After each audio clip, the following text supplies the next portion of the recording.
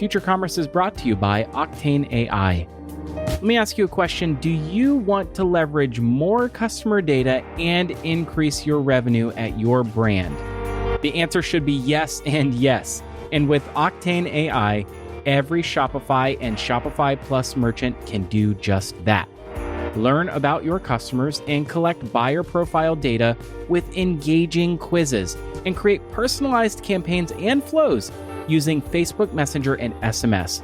Octane AI has plans for any sized business, and Future Commerce listeners get 10% off your first 6 months. So go sign up right now at octaneai.com/future.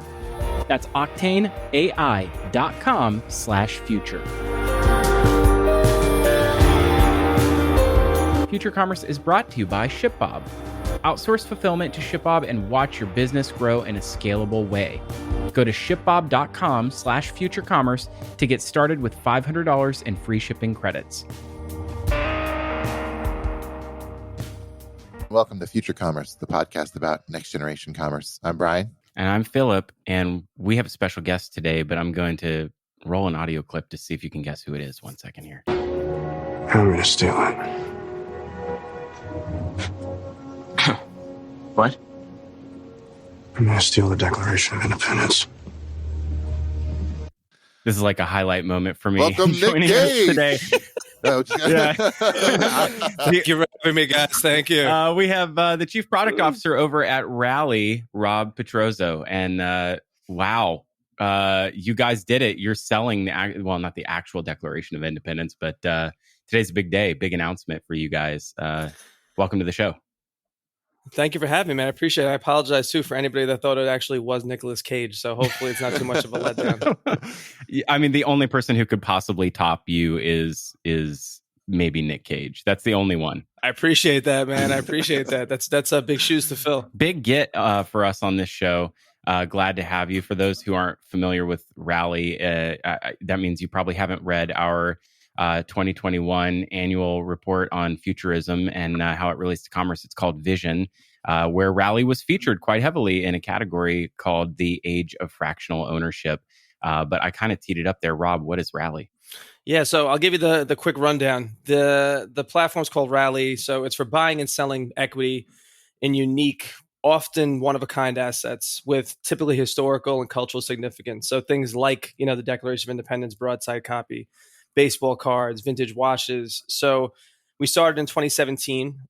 We started with classic cars, and that was an asset class that has this huge enthusiast group around it, the people that really care.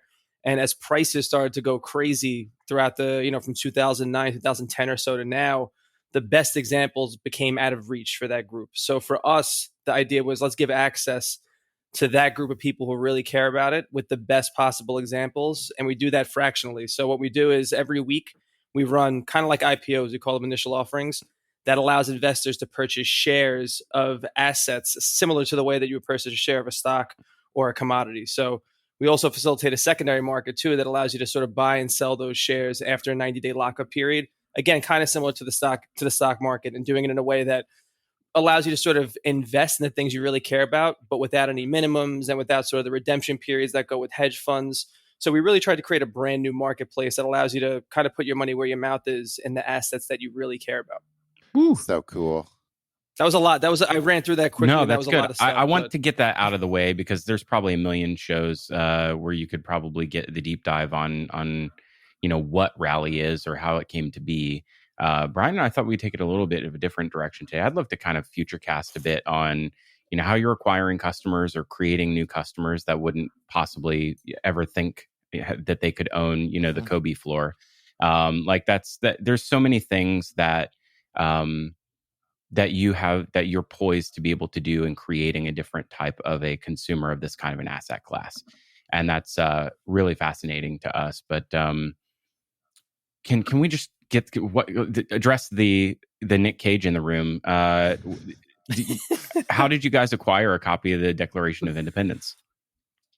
Yeah, so anytime we go into an asset vertical, and for us now we're at 12 or 13 different categories, and it's again classic cars, and it's vintage handbags, and all these sort of really unique sports collectibles. And we went into political And political memorabilia is one of those things that it encompasses so much of the last, call it 200 or 300 years. And there's certain things in each asset vertical when we go into them that we kind of earmark as this is the must-have. So for baseball cards, for example, that was this the T206 Honus Wagner card, which is like the most famous baseball card of all time.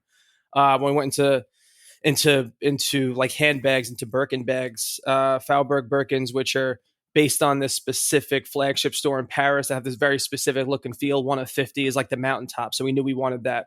When we started thinking about political memorabilia, there's a few things that jump off the page. And Abraham Lincoln is one of those. So we had a really unique signed photograph of Lincoln. And then the Declaration of Independence broadsides, which are a lot of people don't necessarily know the full story behind it. But the original Declaration of Independence, the one that everybody knows from school, is on permanent display in the National Archive Museum in DC, with the Constitution, the Bill of Rights. And that's in like the rotunda in the crazy room where everyone sees the picture and it's like one spotlight on it. But what happened was there are these individual broadsides, which are these large single sheet direct copies of the Declaration, which were used to kind of get word of independence out in the colonies. So that's like, the old school picture of a guy in the middle of the town square, the hear ye reading to everybody. And that was kind of like the first version that everybody got to see, got their hands on, and really understood as a Declaration of Independence. So there's only a handful of those that exist. Most of them in private collections. The one that we have is it's called the Walsh 15 Declaration of Independence broadside. It was from Exeter, New Hampshire. It descended through multiple generations. One family from Charles Toppin, a really renowned engraver. We knew that we wanted that early on. It was probably a 1.5 year long process to get our hands on one because they trade so infrequently. So we have a great network around us, and we've built up this awesome sort of group of people who source our assets, who put us in contact with the right people. We've established so many great relationships. So this was kind of like a one of those sort of work on it for 18 months, and then like it was time to make it happen really quickly. We're flying people out to do the authentication, to do the last pieces, put it in the briefcase. It actually was very much. It was like the legal version of what Nick Cage did to a certain degree, because there's a lot of cloak and dagger around it. But when everything was said and done, we got our hands on something that's a really, really unique, one of so few, and it's something that I think our user base is going to be really excited about in May when we run that offering. Woo!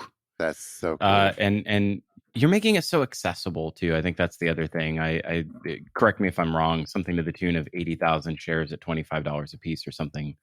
That's exactly on point. That's more than sometimes I forget. So I'm glad that you just get the full reminder on that. But yeah, it's a $2 million copy, and these trade anywhere between sort of a couple $100,000, and the Dunlap copy, some of the first ones, $8-9 million at auction. So we try and price it based on a lot of the dynamics that exist right now with existing copies or comparable copies, but at the same time, from an accessibility standpoint, $25 per share, 80,000 shares, and it's going to be, again, no minimum. So if you want to buy one share, we really want to make it accessible in a way that any price point, any level of comfort that you have with that investment.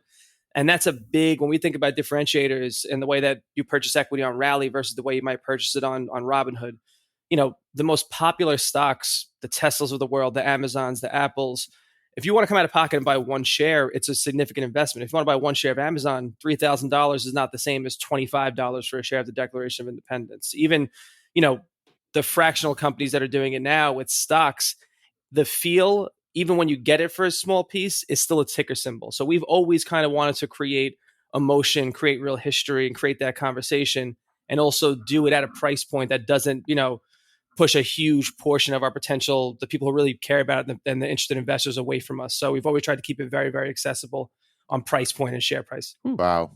That's really cool. I just, in my head, I'm like, there's going to be a new generation of investors. And we've sort of said something like this on the show before, that are like, yeah, I got in early on a full set of Pokemon cards, part of the Declaration of Independence, and some of those, Yeezy drops back from, whatever. Like, it's going to be this, just a completely different sort of like wealth creation cycle for Gen Z that they're coming up in, compared to like when I was growing up.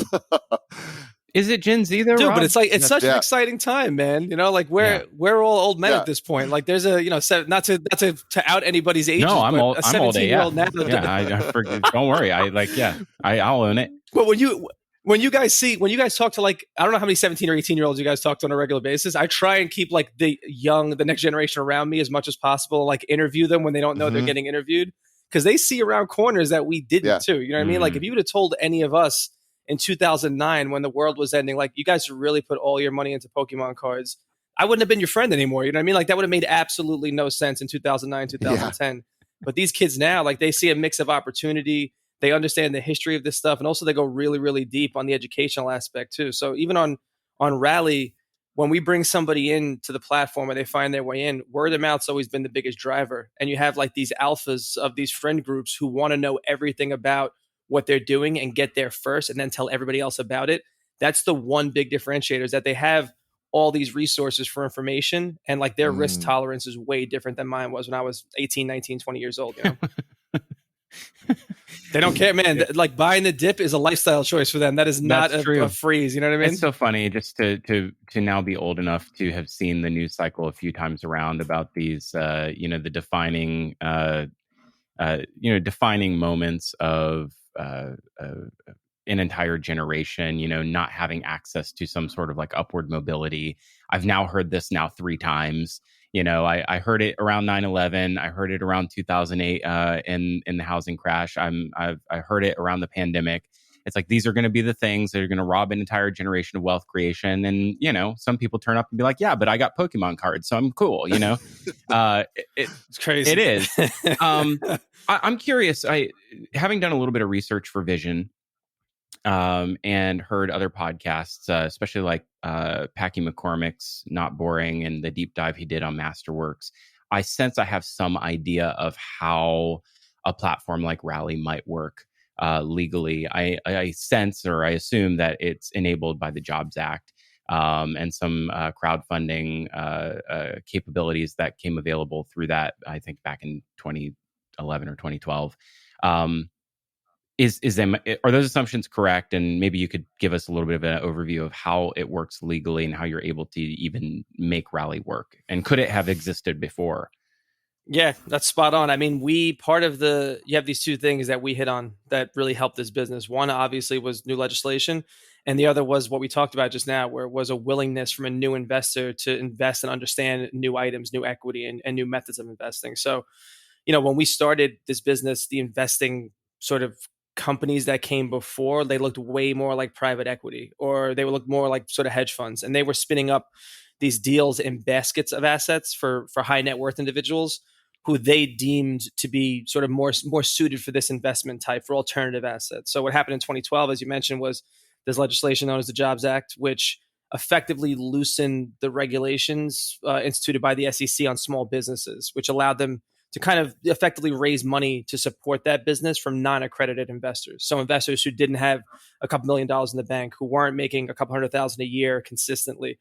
So that became a really important part of this business. So, I'm paraphrasing a very elegant and complex set of rules that came along with that legislation, but the non-accredited part was the most important for us. And when we created this business, we wanted it to be for everybody. So with the Jobs Act and some of the legislation that came with it, the SEC effectively recognized, to your point, that if we want to close the wealth gap in this country, it requires way more participation. And the Jobs Act opened up what was known as Reg CF, Reg A Plus, which is what we use. We leverage that to allow investors of all income levels to participate. So we took this new investment type to our lawyers. And, this is a big credit to Max and Chris, my two co-founders, who are way smarter than me when it comes to the deal structure and understanding the complexity of the financial law. So together with our legal team, we came up with a method of turning these individual assets, whether it's a classic car or the Declaration of Independence or a watch, into small companies.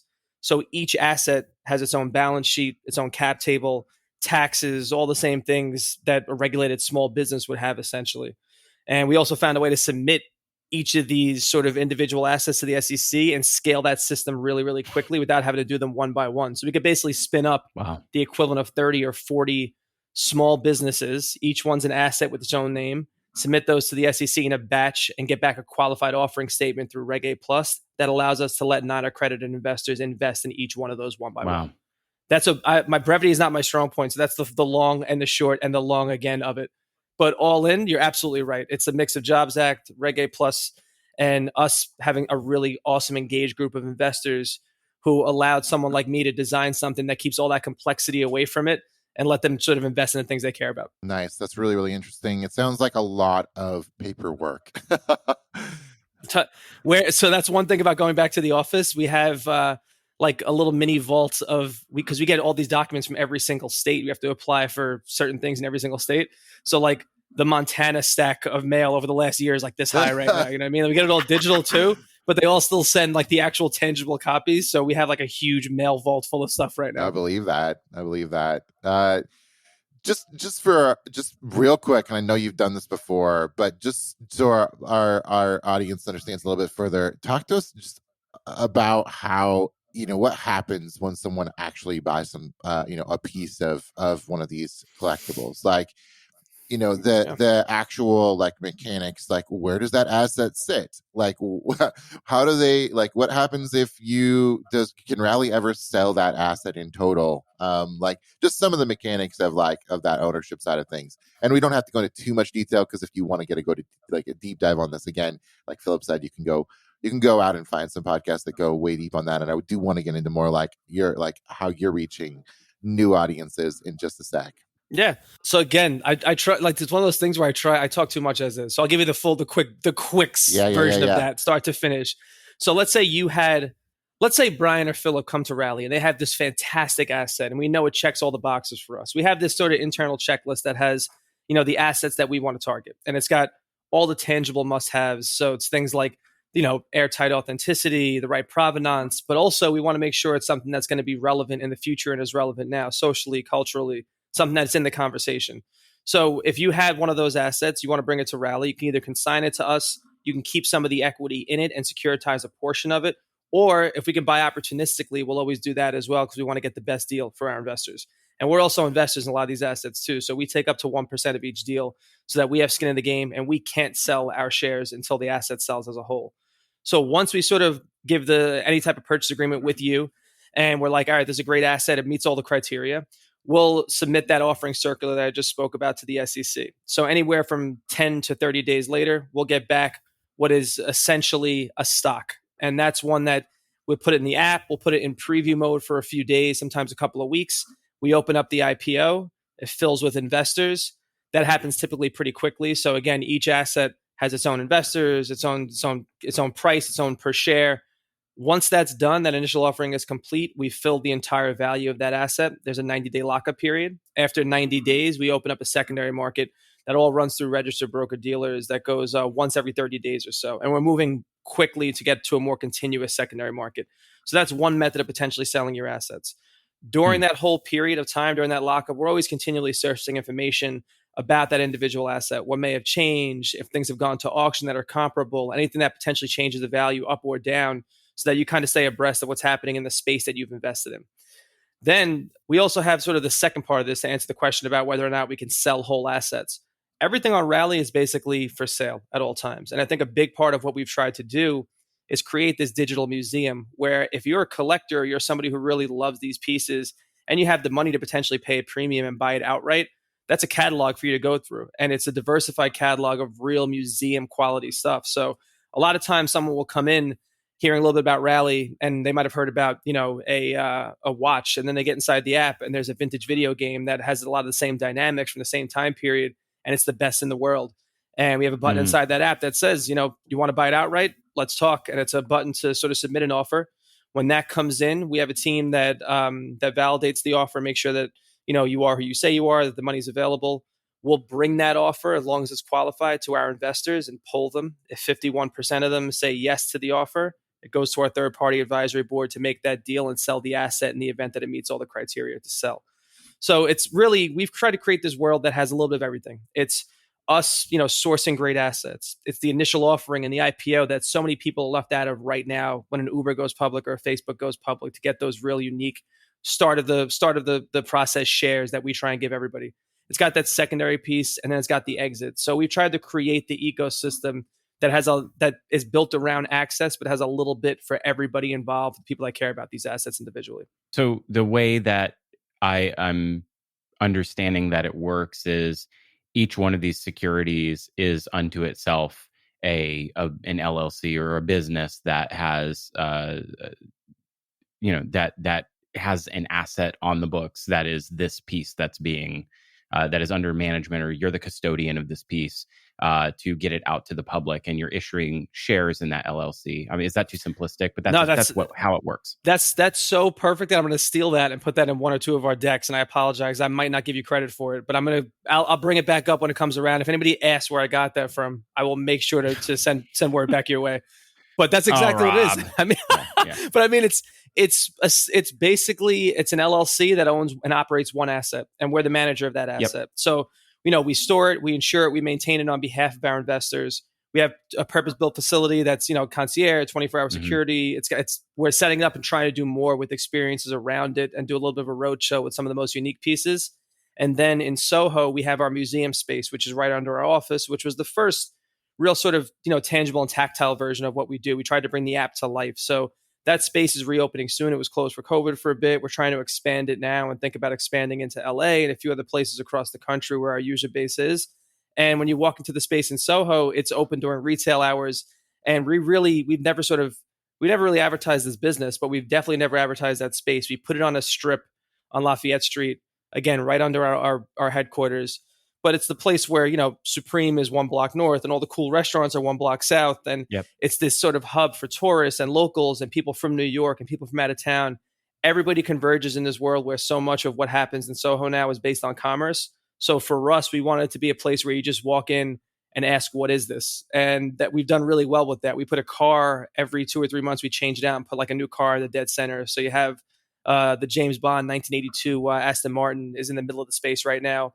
Around it is kind of like the museum infinity mirror setup, and you have the Mickey Mantle rookie card and Jordan's game worn, 1988 Jordan 3s in one case. You have the first edition copy of Harry Potter in another, and then there's the ability to potentially invest or learn more on the spot. So we want it to be like a space and a world where, even though the technical aspect is, yes, it's an LLC that owns and operates one asset, and that's all done in the construct of Reg A+.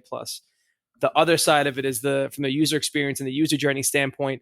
We want people to just be excited about what they're seeing. And when they walk into our space in Soho, what is this? And then learning more about an individual asset and then the whole platform is kind of like the in real life version of what happens inside the app. So we're trying to create more of those experiences as well, so that we hide a little bit of what I think people look at as like the dry side of what we do and tell more of the individual stories of assets.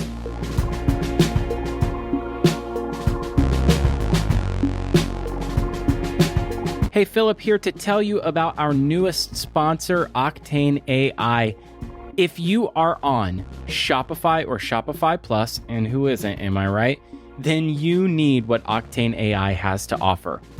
I am a huge fan of guided selling, and Octane AI has tools that allow you to get to know your customers on a deeper level and collect more buyer profile data. And what does that mean?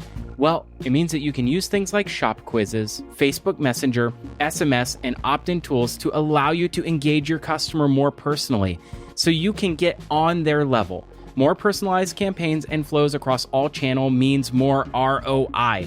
And that ROI that is driven from Octane AI is usable in other platforms with their integrations to other tools you're already using. Brands have already seen incredible results, up to 16x increase in email signups and a 28% increase in AOV. That's average order value, money in your pocket. What are you waiting for?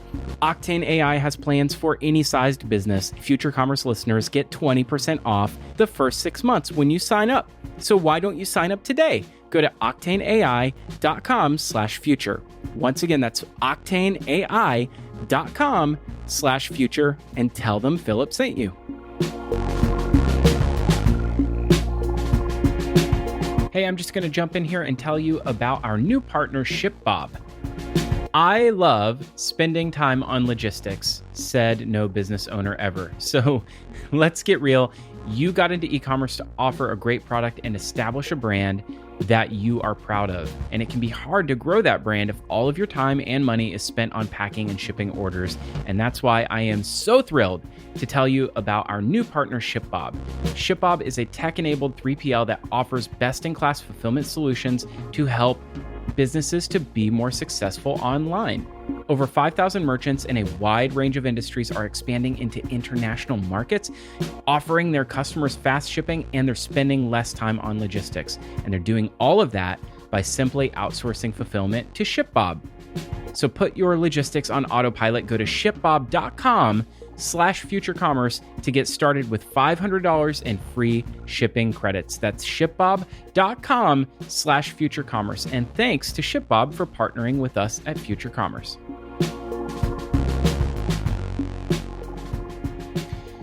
Unlike owning a physical thing, and in no way to take away from what you're doing, because I think you are breaking unbelievable ground in a phenomena that we think is going to transform the way that we think of ownership. So I want you to know how much of a fan I am. But is there a criticism around, well, you don't really own this thing. What you own is a virtualized, fractionalized version of a business that owns this thing. And so at some point, Rally might change its mind and dilute your ownership by issuing new shares? Or is like at some point is it the same as owning the thing? Or is it a broader idea that maybe we're all kind of coming to terms with and don't have a perfect analogy for in the real world?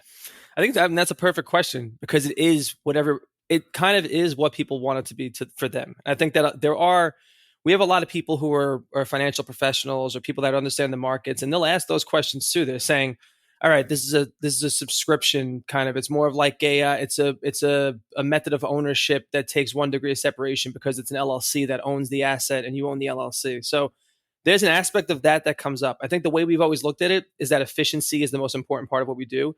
The most efficient method to run the business and to get access to these assets is doing it in the method that we're doing it right now. So when we started the business in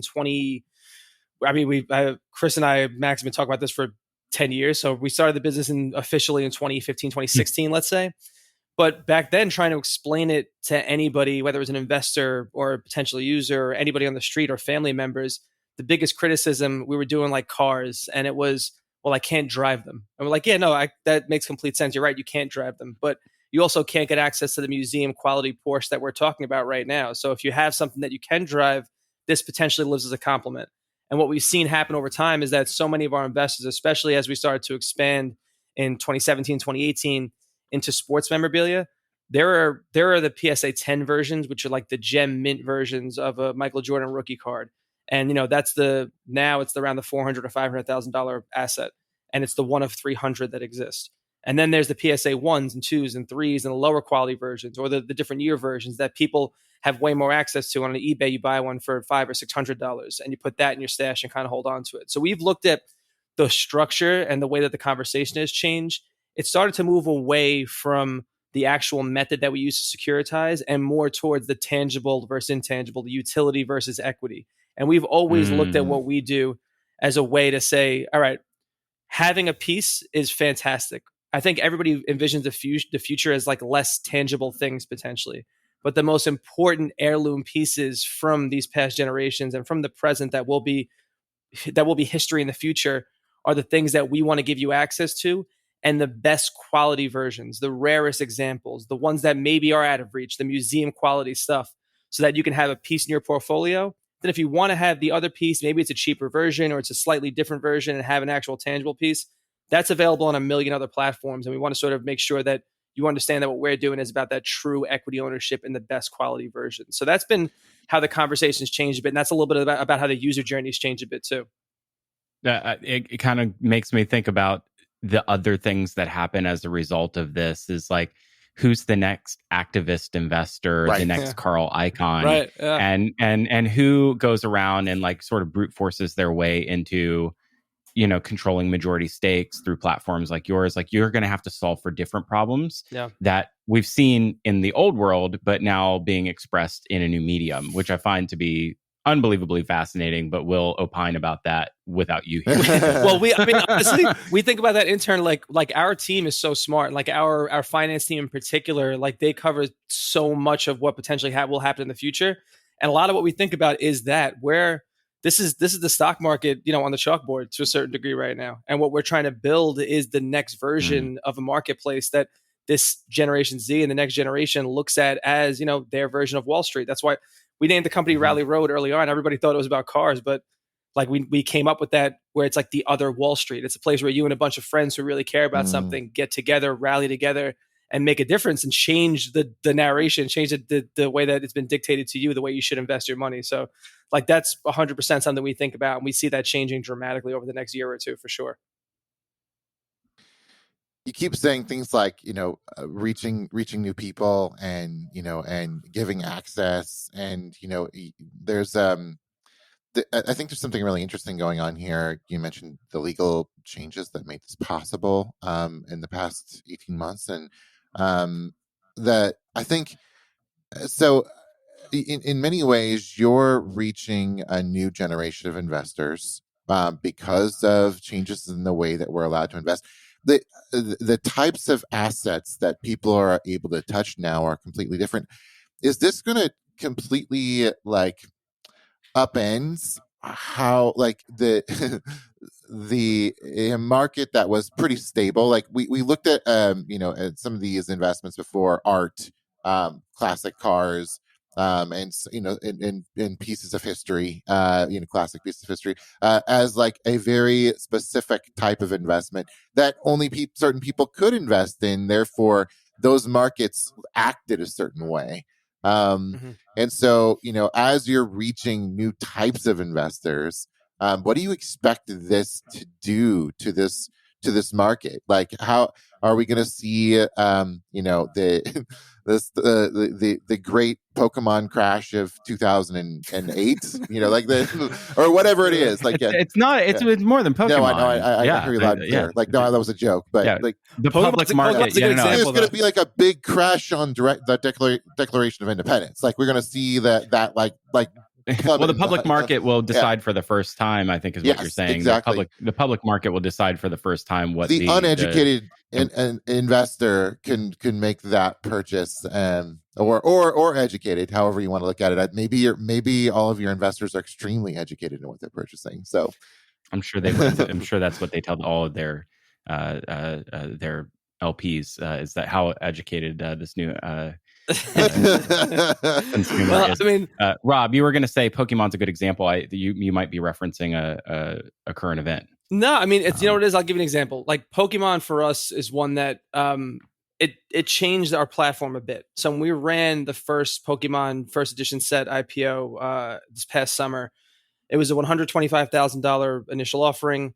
It was something that it sold out in a matter of seconds, basically. And the first few times that it changed up, that we took it to the secondary market, you're seeing huge gains and big buyout offers. And it was something that hit on the zeitgeist in this moment that I think was so unique. It was the collecting thing. It was the people who were kids in 1999 realizing so few of those exist. It was a nostalgia thing, which I think was so important, especially during COVID, where you reconnect with these moments that made you happy when you were a kid.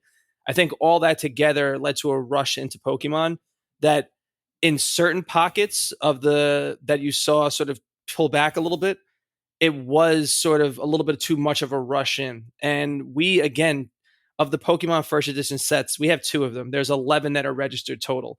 So regardless of what happens in the future, there's real history around that. And we see a future in the history around that. We believe in each of these assets. So while you'll see sort of the ebb and flow of interest and liquidity in all these markets, the collectible markets as a whole has something that I think many of the modern markets don't. And that's that mix of passion and history. And when you think about this in terms of call it the real stock market, you think about what happens on the indices that we all know, on the NASDAQ, on the Dow, and on the S&P, the ones that are the benchmarks.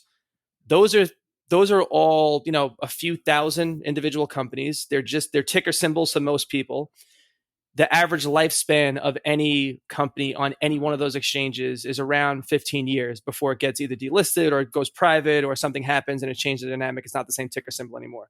You talk about the Declaration of Independence, you're talking about hundreds of years. When you think about, we have dinosaur fossils on the platform. You're talking about 65 million years.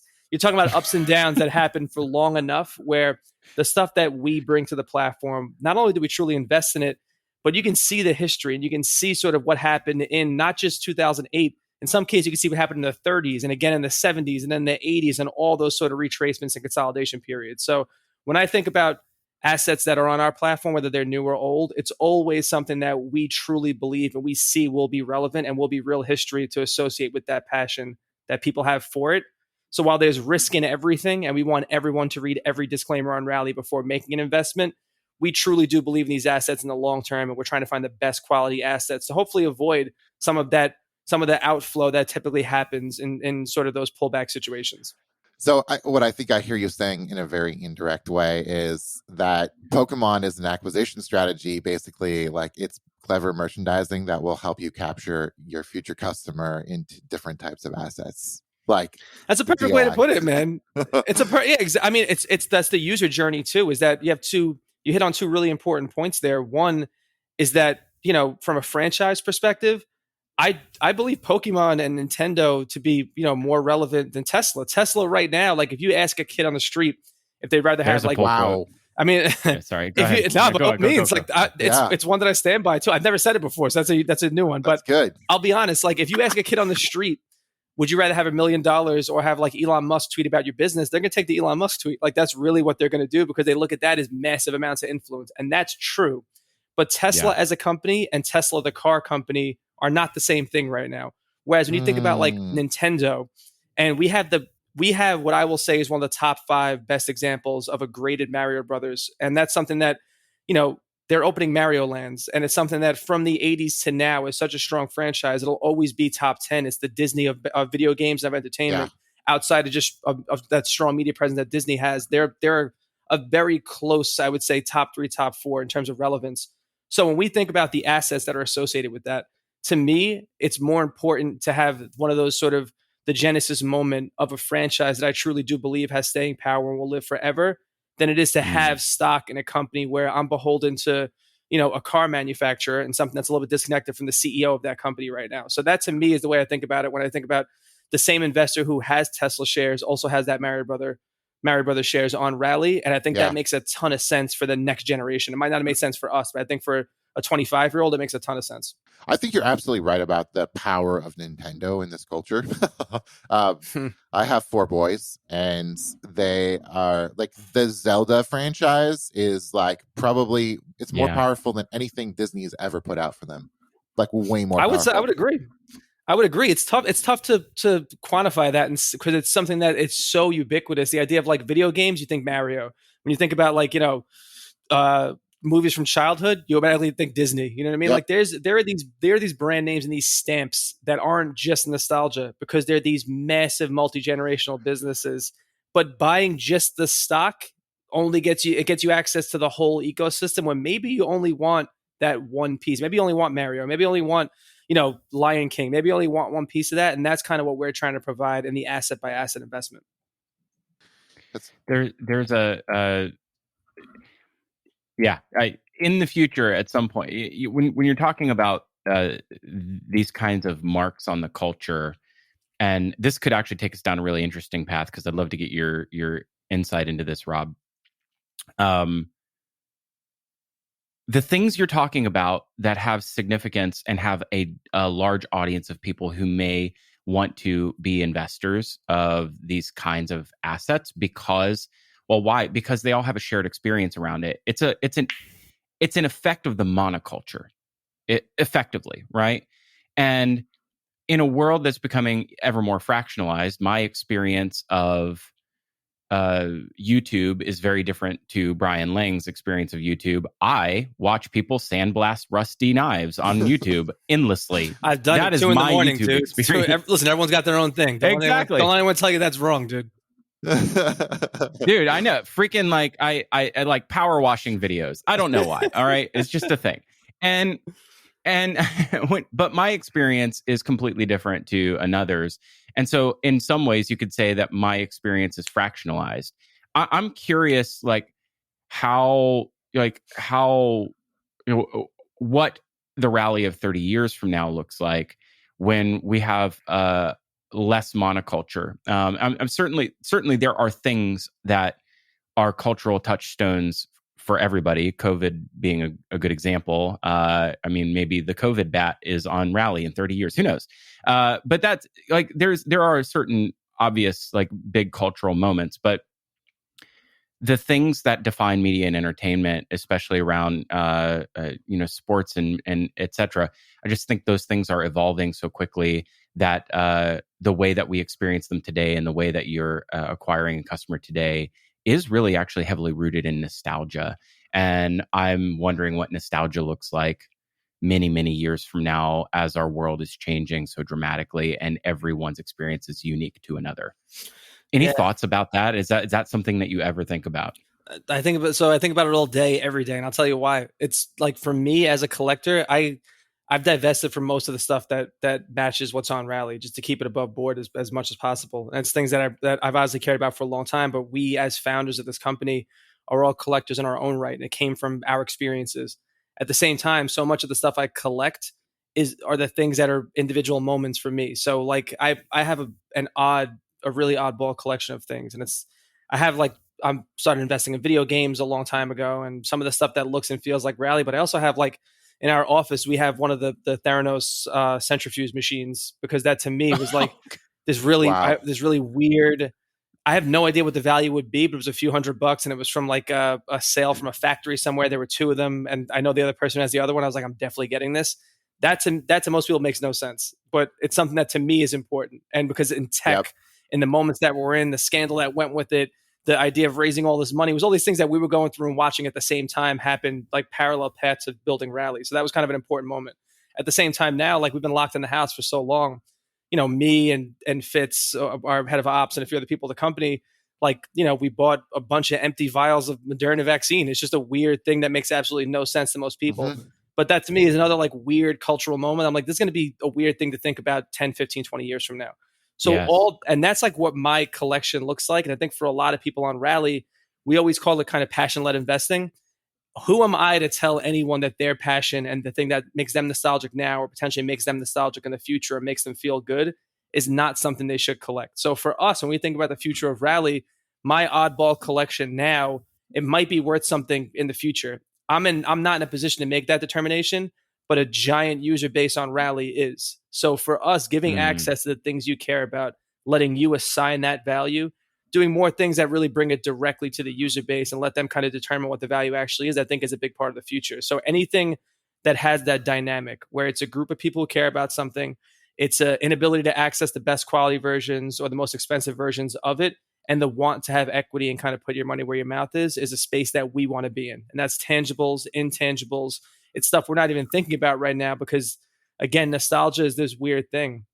It could be toxic if you think about it as the only method of connecting to something. Mm-hmm. But if you think about it as an entry lane for information, that's where it gets really interesting, because that you just said it, like going down the rabbit hole on YouTube, it's no different than what everybody does right now when they want to learn something new or understand a space they've never been in before. It's that new access to detailed information, and now us giving access to the asset associated with it, that I think has been a little bit of the magic and the secret sauce of what we've done to this point. Think about what's happening right now in our culture and how everything is so impermanent, and think like the internet's changing and our culture's changing and things are moving so fast. And I like, as you were talking, I started thinking about the Malcolm Gladwell Smog episode on revisionist history, and how people collect things and like why they collect things, and like what that means to them, and like they actually feel like, for some people, when they collect things,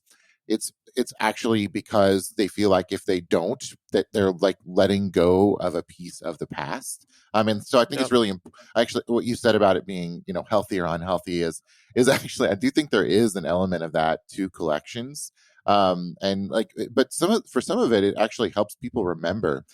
What's interesting about Rally is that I feel like this is a way to actually help write history now, because we're actually going to be placing value on things that happened in the past, in a more collective sense. So it's not just like individuals that had a certain asset class that could afford certain things that put value on what was important to people. It's now everyone can place importance on the past and give their voice to what was important to them and what made a difference to them. So we could actually see narratives change based off of like how how things are being valued on platforms like Rally. I think that's really fascinating.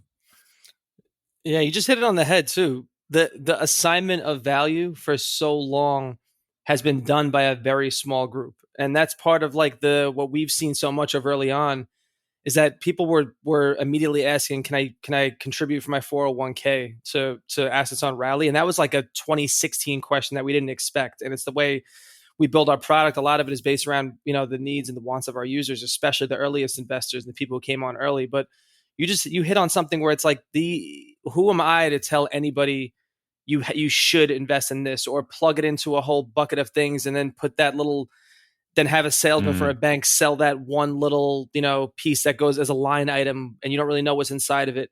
I think that's what's changed so dramatically. And I think that part of like the rush into NFTs, and not to go make it a massive NFT conversation, but what we've seen happen and the skepticism that goes with it and the polarization that goes with it is more so because it's out of the control of the people who really make the decisions at this point. So like, yeah, is a $69 million piece of digital art something that's really, really hard for me as someone who went to school for fine art to understand? Absolutely.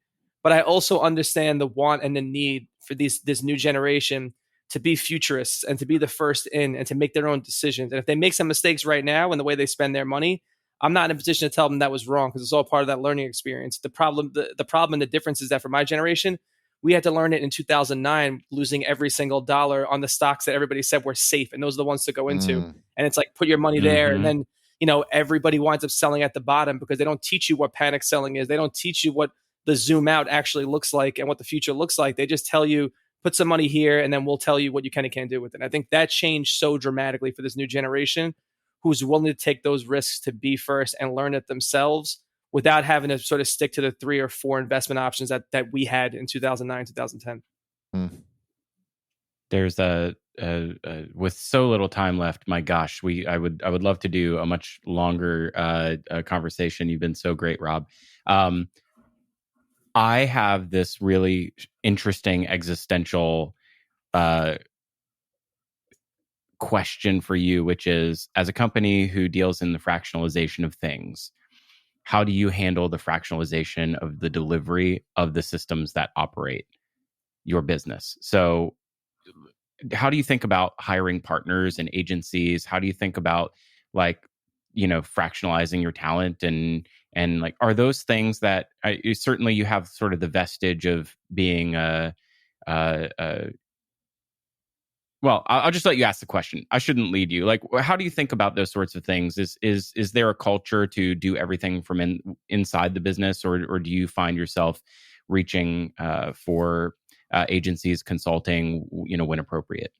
Yeah, I mean, it's a situation where it's impossible at this point. The amount of tools that exist for a business like ours that is a distributed system and has to touch so many different, has to have so many check marks along the way from a compliance standpoint, from a regulatory standpoint. It's almost impossible to take it from idea to implementation to release the way we did in a year and a half, or it was around 18 months, 19 months, start to finish. That's looked at as a long time in tech and in startup. To have an idea and not have a product out for 18 months is almost laughable in certain situations. I think for us, the biggest sort of, when we think about like the agencies we use and the people that we work with, we always want to bring in people that have the best and the most significant domain expertise, whether that's somebody who's acquiring an asset for us or, legal and regulatory and compliance. So getting the best, that meant a lot of upfront costs and one-time fees that we were coming out of pocket for and that were insane at the time in 2016, especially on the legal side. But B, it means that, you have to sacrifice a little bit of the control when it comes to sort of the way that you're distributing your product, and you have to be okay with that. So we have, our CTO, Vinny DiDonato, who's somebody who's like, a good friend, and he's somebody who really, him and I speak the same language, literally and figuratively, on a lot of this stuff. We come from a generation where it's like, I don't want anyone building or designing or thinking about this product that I care so much about other than me. And I want to own that process start to finish. And I think that's one that, as a 38-year-old, I had to break away from that at some point along the way, because the way to get product out and the way to get things done at this point is to have either people that are smarter than you do it, or a system that's able to scale quicker than you to do it. So anytime we can do that and do that within the regulatory construct that we have and do that effectively and responsibly, it's a conversation we want to have. And we've done that with with content. We've done that with, some of the internal systems that we use. We've done that with the way we distribute the app. You get left behind if you're not moving at a responsible but somewhat frantic pace in this space that we're in right now, especially as the world starts to understand what fractionalization really is. Ooh. That was an answer without predictions answering. On other things that can be. No, it was an answer without answering, but I think it helps me understand the way that you're thinking about the balance between what is possible or capable from within your walls versus where you can reach to get some sort of acceleration or scale from without. If you were to just tell me, and like no one would actually tell me, like I would believe you if you said the whole thing was running on like Google Sheets and Zapier and like a bunch of clever Stripe stuff, because isn't that how everything runs? That's everything, honestly. Yeah, everybody has a really pretty front end, but that's a lot of back ends, right? That's not ours, but that is a lot of back ends right now. Every startup is that. Yeah. What else can be fractionalized in the world that we haven't thought about yet with 2 minutes left? I think that there was a time in the 30s where stocks were deemed too risky for anyone's portfolio. And it was the idea that that was looked at the way crypto is now. You know what I mean? And I think it took a long time for people to wrap their head around that. I think the same thing exists in fractionalization. Everybody early on would ask us well, you're doing it here. The only place this ends up is you're fractionalizing people. And it sounds absurd when you say it like that. But the idea that, there might be the ability to get some free cash flow and get something out of your future returns is something that's always interesting that we think about a decent amount. How we create that intangible, that feel that we have for tangible asset investing, for intangible assets. Really, it's a little bit of everything. Anything is only sort of limited the way that we think about, at least the way we think about investing in the future of this platform. It's limited by imagination more than it is the legal or regulatory construct or the product. Because anything can, in theory, be that LLC, that structured Reg A plus LLC that we use right now, as long as it has, the same dynamics, and we put together the risk profile and the asset description and submit that to the SEC. They look at each individual asset as an asset, not as the thing or the real passion point that we do. And that's what their business is, and that's how it's supposed to be. So for us, anything that has that huge enthusiast group, the people who really care about it, has gotten out of reach because of access or price, that's a space that we want to be in. Woo! That's some fire from Rob here in the last second. Hey, I look forward to a future where we're all buying, Chernobyl spent fuel rods on Rally. Can't wait. Get out of our roadmap. How'd you know we bought that? What a pleasure to have you. Thank you for just being so real on the show and for going deep on some admittedly strange things. And if folks want to go get on Rally, how do they do it? You go to rallyroad.com, rallyrd.com, or we're at Rally on Instagram. And we got the Declaration of Independence is cool, but there's some really, really cool stuff coming right after it too. So stick around. We got some good stuff coming. Awesome. Rob Petrozzo, thanks for joining us on Future Commerce. Thank you, guys. Thanks, Rob.